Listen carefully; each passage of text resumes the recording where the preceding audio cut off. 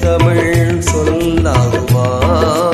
சுவையெல்லாம் இதழ் சிந்தும் சுவையாகுமா? சொல்லெல்லாம் தூய தமிழ் சொல்லாகுமா? சுவையெல்லாம் இதழ் சிந்தும் சுவையாகுமா?